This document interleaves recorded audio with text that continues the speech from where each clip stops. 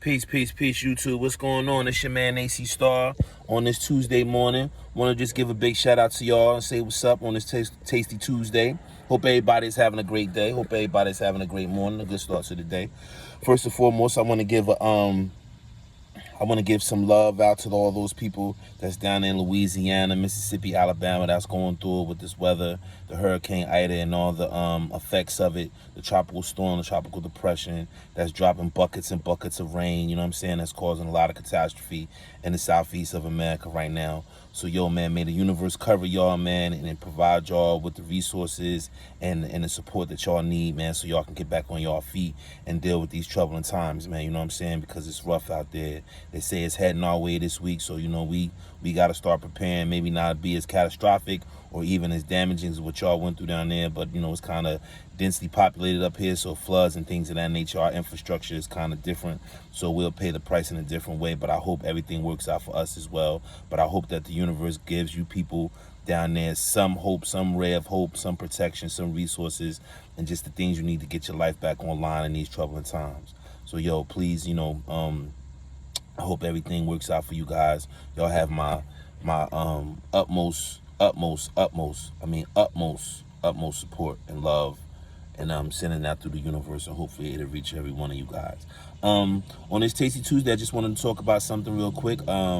United States of America has finally pulled out of Afghanistan after 20 years of warring, based on intelligence that, you know, Afghanistan was the place where they planned 9/11, and you know, it was a terrible day. You know what I mean? I live right down the street on Water Street at the time when it happened.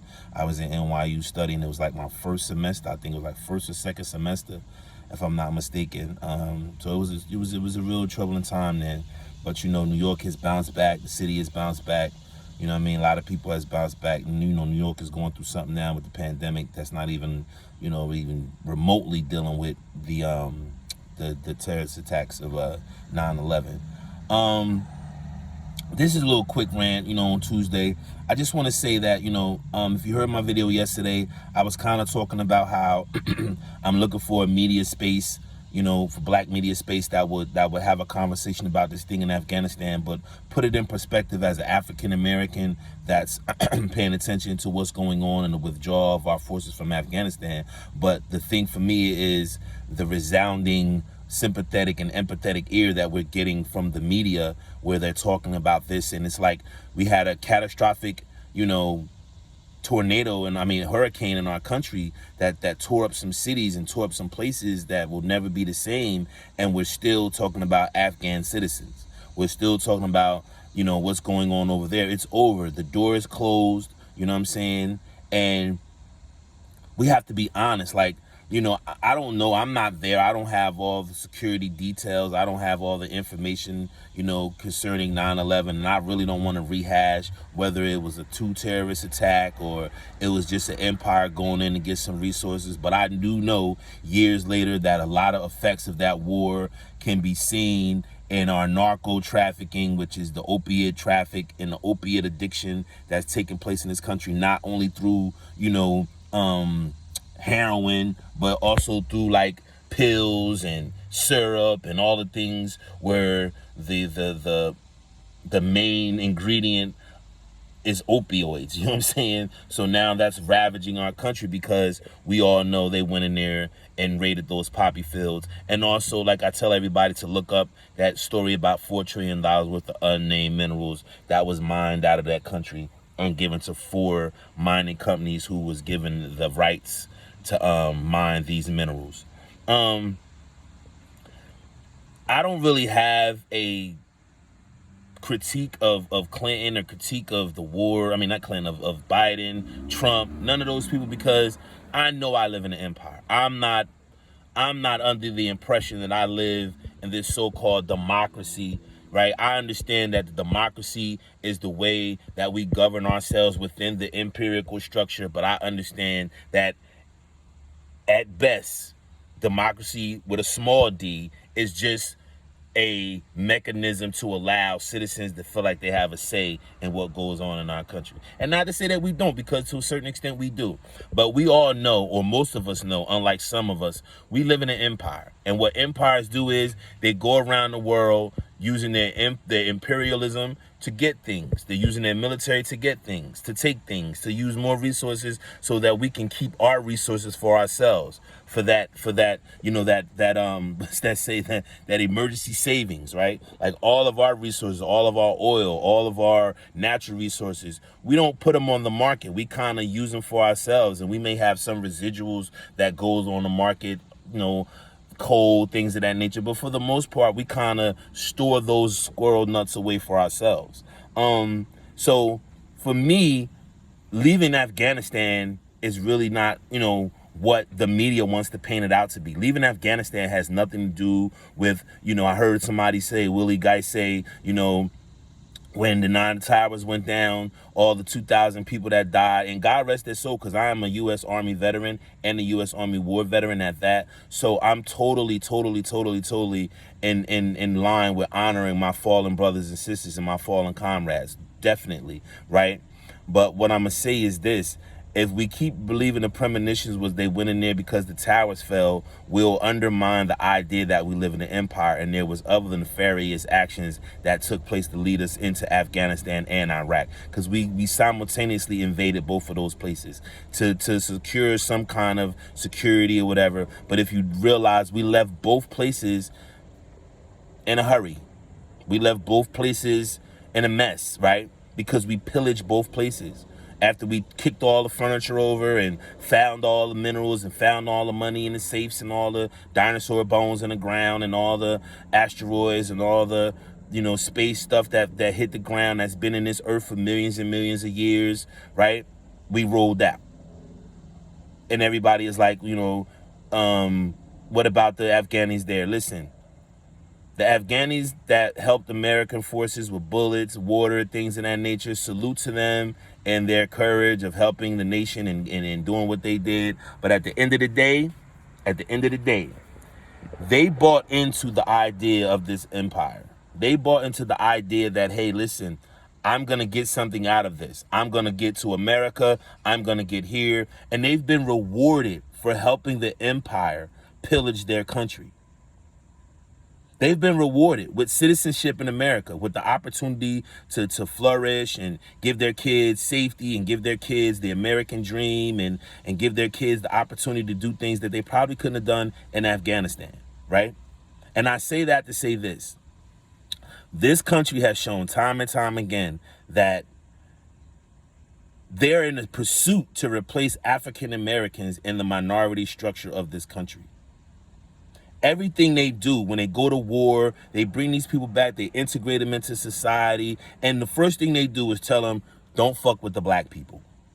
Because all those people come here and start businesses, whether it's restaurants, whether it's stores, whether it's gas stations, whether it's convenience stores, and they all come and they act like asses towards us. Not even having the point of reference that our black bodies is the reason why they would even allow other minorities into this country. What our forefathers did, what our forefathers fought for, what they died for, right? From slavery on, Jim Crow, civil rights era, all those interventions, all those standing up against the empire was so that we can have a good life, so that we can have a chance to make it. And only thing we see is the empire continuously bringing in other minority groups or other non-African American groups to replace us. They offer them all the iniquities of living American life, and most of us have to live this double consciousness, like the boy said. We have to, on one side, hate America, on the other side, love America, because we live here.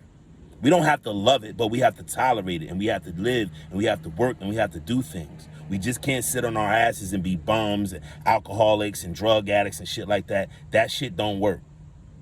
That shit don't pan out. That shit ain't, no, that's not a good effort. That shit doesn't benefit your kids, nobody. And, you know, it's not good to give up here. It's not good, because when you give up here, you just get kicked and kicked and kicked by different people. That's unnecessary. But I say that to say this. We have to create black media spaces that allow for the black voice to be heard and not shunned. And we have to have serious, strong conversations when it comes to immigration, when it comes to things that we're seeing with the Afghanis, what we're seeing at the border. These things are detrimental to black life. They are.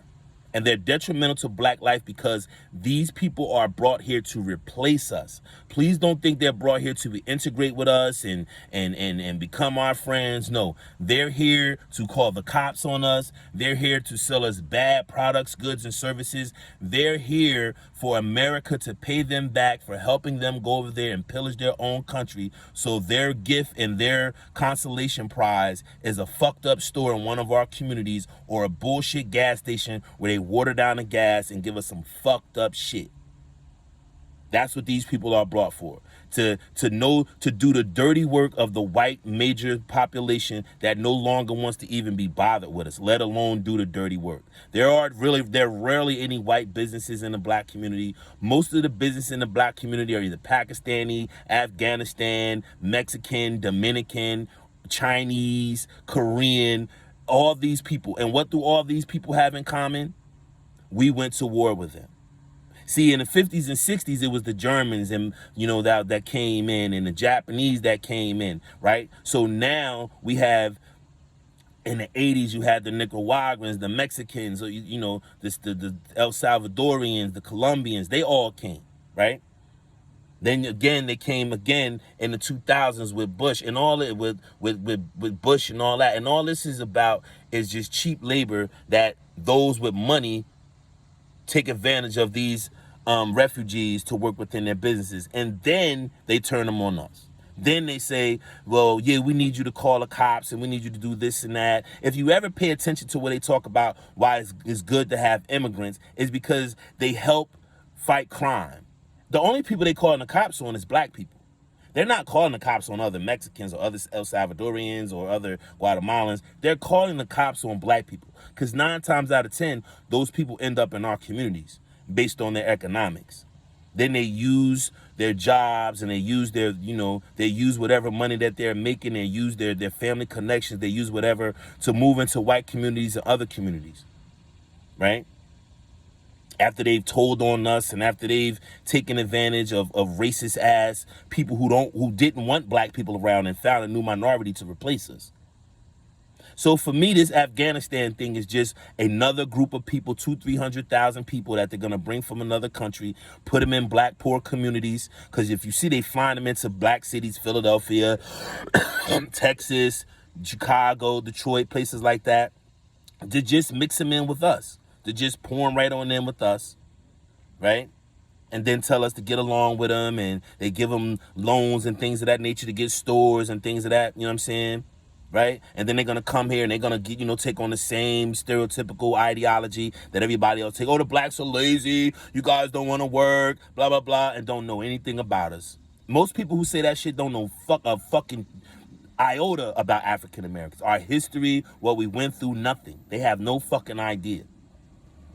And the problem is we don't have enough channels, enough media people talking about it. People suggested a few channels, but those people are too far left. They're cool with these people coming over here. They're cool with the socialist idea. If we all put our money in one pot, it'll come out. No, that's not going to fucking happen. Those people are going to look out for their own. They're not going to look out for African Americans. They're not going to look out for us. They have no fucking idea who we are, what we are, and what we come from. No idea. None. Right? And they're fleeing their Taliban while we're still here stuck with the white Taliban. While we're still here stuck with hate crimes and hate crimes and report of hate incidents going up damn near 50% since 2012. And what does 2012 or 12 years ago? And what was 12 years ago? Let's count back. 12 years ago from now would be what? 2008, 2009. And what happened in 2009? Barack Obama was elected president. So when the first black president was elected president, right, hate crimes skyrocketed out through the roof. Now, when the first real white racist fuck shit president gets put out of office, they go back up. That's no coincidence. So while you news people are crying about the Taliban and unmarried women and what they're going to do to women and children and kids, do you fuckers think about the white Taliban that's in our country? The white Taliban that attacked fucking the Capitol on January 6th? that African Americans have to worry about, your fellow American citizens? Nah, y'all don't give a fuck. Y'all don't give a fuck. What y'all give a fuck about now is how whiteness is tarnished, how y'all white empirical image is tarnished across the nation because y'all, the world thinks that some fucking 7th century country kicked y'all out. They didn't. They didn't kick y'all out of there. Y'all stayed for 20 fucking years and took whatever the fuck y'all wanted. Y'all should feel proud if this is about whiteness. You didn't lose anything. You didn't lose anything. So, yo, this is my Tuesday talk, my Tuesday rant. I just want to say we got to find black media that talks about black life and not who you fucking, who you not fucking, how much it's going to cost the fucker. I don't care about any of that. I think that shit is fucking childish talk. I think it's a distraction to talk about the real things that affect black life. Who a motherfucker on YouTube fucking does not affect my life. Whether niggas on Reg the Bad Guys channel like broads or not does not affect my life. But those Afghanistans do. The white Taliban in this country does. The lack of media coverage nationally and internationally on the crime-infested neighborhoods that we see in black America, that affects me. Watching my friends' kids get killed, watching women and men that I know, children committing these crimes. No sympathy for them, but at the same time, if we had infrastructure and we had things built in our communities that wouldn't allow for these things to happen, that would give us the opportunity to survive and give us the opportunity to compete globally, we wouldn't have to worry about these things. But they don't give a fuck about us. They give a fuck about their whiteness because they understand their whiteness is what shines across the world, or at least they thought. So leaving Afghanistan with their tail tucked between their legs, what they think they are, which is really not true. If you've stayed somewhere for 20 years and you've pillaged the fucking country, if you leave in the middle of the night in the cover of darkness, you're not a coward. You didn't lose anything. You didn't. You had a 20-year run. If I had a 20-year run on the block and I didn't get arrested and I made money, if me and my crew get kicked out at the end of the 20th year and people chasing us out with sticks and bats, I don't care. You let me get 20 years of free money. I won. I won. So, yo, this your man AC Star, man. Just a little quick Tuesday rant. Everybody enjoy y'all day, man. Let me get out here and get to work. Peace.